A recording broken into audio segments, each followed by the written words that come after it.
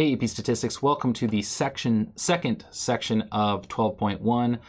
In this section, we're going to actually carry through with inference for linear regression. So when conditions are met, we can do inference about the regression model. Mu sub y is equal to beta plus beta naught plus beta 1 x, or alpha plus beta x. The first step is to estimate the unknown parameters. If we calculate the sample regression line, y hat is equal to b0 plus b1x, or a plus bx, the residuals estimate how much y varies from the population regression line. So b naught is an estimate of the true beta sub naught, or we could also call this a, estimates alpha. So it's the sample y-intercept estimates the population y-intercept. The sample slope, b1, estimates beta 1, and s, our standard deviation of our residuals, estimates sigma, the true standard deviation of the residuals in the population. We use the same notation as the AP Statistics exam formula sheet, so this is dated, for the equation of the sample regression line. Y hat is equal to b naught plus b1x. However, your graphing calculator probably uses the notation a plus bx. Well, they've changed that now. The formula sheet changed to be a plus bx, so it matches our calculator now. Just remember, the slope is always the coefficient of x, no matter what symbol is used. And so, yeah, keep it right. The other one is the y-intercept. So when the conditions are met, the sampling distribution of the slope is approximately normal, with a mean of mu sub b1 is equal to the true slope, and the standard deviation is this, sigma over standard deviation of the x's, square root of n, where that sigma is the standard deviation of the residuals. This is the standard deviation of the x values. So we estimate the variability of the sampling distribution of B1 with the standard error of the slope. So instead of using sigmas, we use s's, and we end up using an n minus 1 for a correction there to make it a better estimate. That's kind of a degrees of freedom. So that's the standard error of the slope, our best estimate of how far off our slope it would typically be. This standard error is interpreted as how far the sample slope typically varies from the population slope if we repeat the data production process many times. And the good news is, a lot of times you actually really don't need to know how to calculate this. It'll always be given, or you can use your calculator or something. So earlier, Mrs. Barrett's class used computer software to perform a least squares regression analysis of their helicopter data. Recall that the data came from dropping 70 paper helicopters from various heights in inches and measuring the flight times in seconds. Some output from this regression analysis is shown here. We checked conditions for performing inference earlier. So we're going to continue on with actually performing this. And so we have our coefficient, we have our line of best fit, right? We have that coefficient of the constant as our y-intercept, the coefficient on drop height, that's our slope. We know S, that's our standard deviation of our residuals from our sample, all right? And then we have R squared from our sample. And now we're going to get into some of this other stuff. So first, though, what is the estimate for beta naught, the y-intercept? Well, our best estimate for the y-intercept is the coefficient of the constant, the negative point. Hold on a second here. I think this one is, yeah, sorry, this one is as a mistake.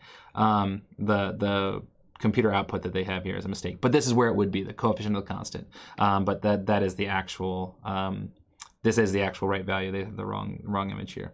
And so that's that. That's the y-intercept, and so that's, if we're going to interpret that, in this case, if a helicopter is dropped from 0 centimeters, it will take 20.03761 seconds to land on average, which may or may not make any sense. The next one, the slope, which would be the coefficient on this, and so that is right on this one. So you know what, I might have been wrong on that last one. I think that actually this might have been the proper coefficient. Either way, you'll find it in that right spot. So that is the actual coefficient on slope. So for each increase in 1 centimeter drop height, the average flight time is predicted, really you should say predicted, to increase by 0.0057244 seconds. The next one, what is our estimate for sigma? And interpret that value. So our estimate is S. So 1.168181. The actual flight times typically vary by about 0.168181 seconds from the times predicted with the least squares regression line using x as a drop height. And then the last one, give the standard error of the slope and interpret this value. So SE sub B1, this is a new one. And so this is actually what's going on right here. This is our standard error of our coefficient, the slope. You also have a standard error of y. We're really not going to mess with the y-intercept. We're really just focusing on slope. But that's actually our estimate for that standard error of the slope.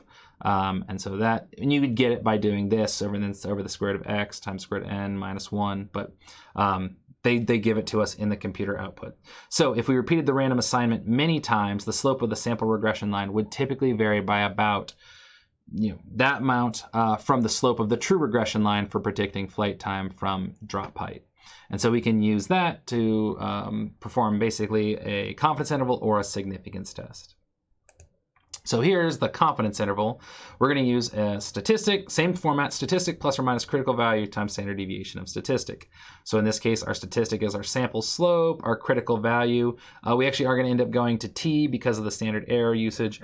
And then the standard deviation of the statistic is that standard error of the slope. So this is the format we're going to follow. When the conditions are met, a C% confidence interval for the unknown slope beta 1 of the population regression line is our sample slope plus or minus t star times SE sub B1, where t star is the critical value for a distribution with n minus 2 degrees of freedom. Since we have two variable analysis, we actually do a minus 2 for our degrees of freedom.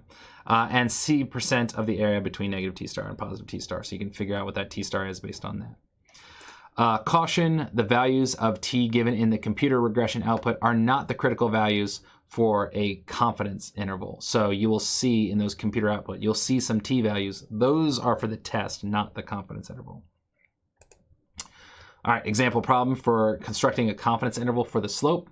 Everyone knows that cars and trucks lose value the more they are driven. Can we predict the price of a used Ford F-150 Super Crew 4x4 if we know how many miles it has on the odometer?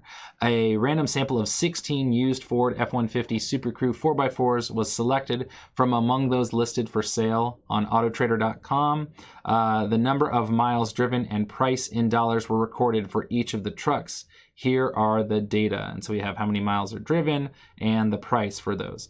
And almost certainly on a test, you will not have to type this data in. They're going to give you the computer output. They're going to give you the analysis because it just takes way too long to enter that data.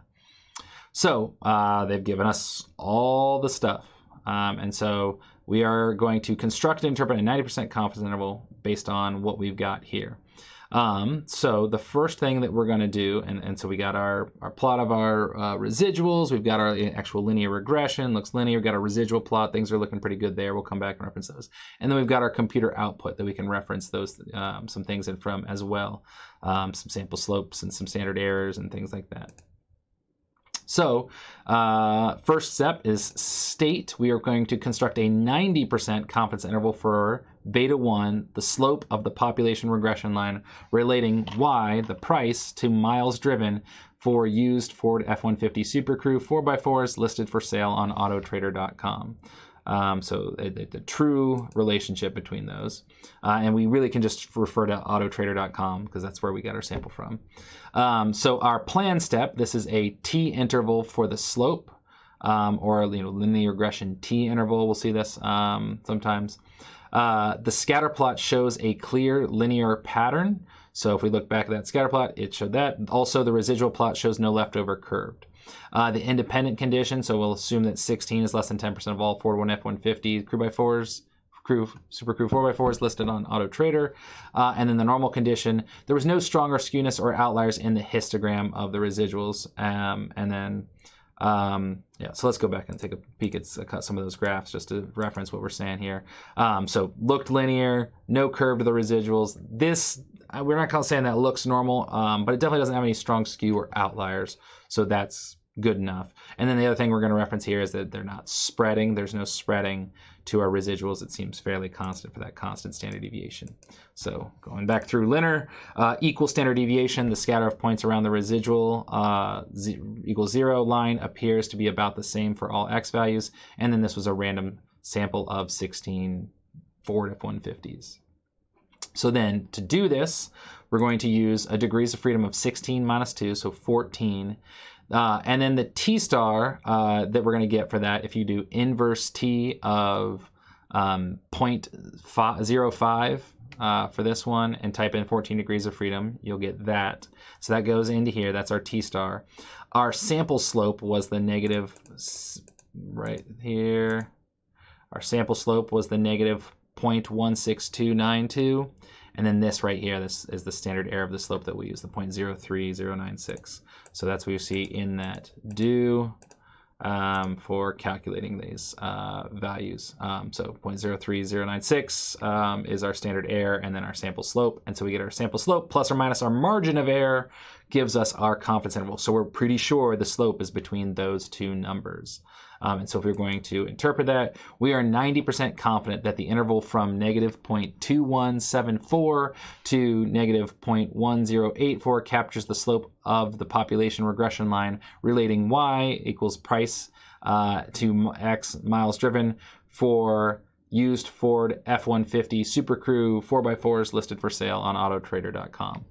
And again, if you were going to interpret these slopes, this would be something like, basically for every extra mile, we predict the price goes down by goes down by $0.21. So you lose like 20 cents per mile, or somewhere from there to 10 cents per mile. But we're not really sure the slope could be anywhere in that range.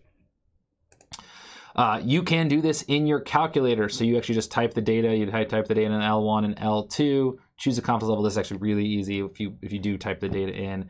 Linear regression t interval is what you're going to be looking for, and it's just going to spit it out right there. It's going to tell you the degrees of freedom. It'll tell you the sample slope. It gives you the standard error of the residuals, the y-intercept. It gives you a lot of things in there. It doesn't really give you the standard error of the slope. That's the one thing. I guess you could reverse figure that out, but it's you don't have to give that.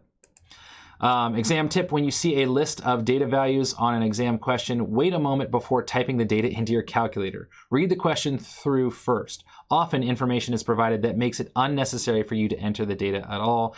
This can save you valuable time on the AP Statistics exam. They're not trying to waste your time entering more than like 10 data values. If you think you would have to enter more than 10, be sure, because there's a good chance that you don't actually have to enter those data values.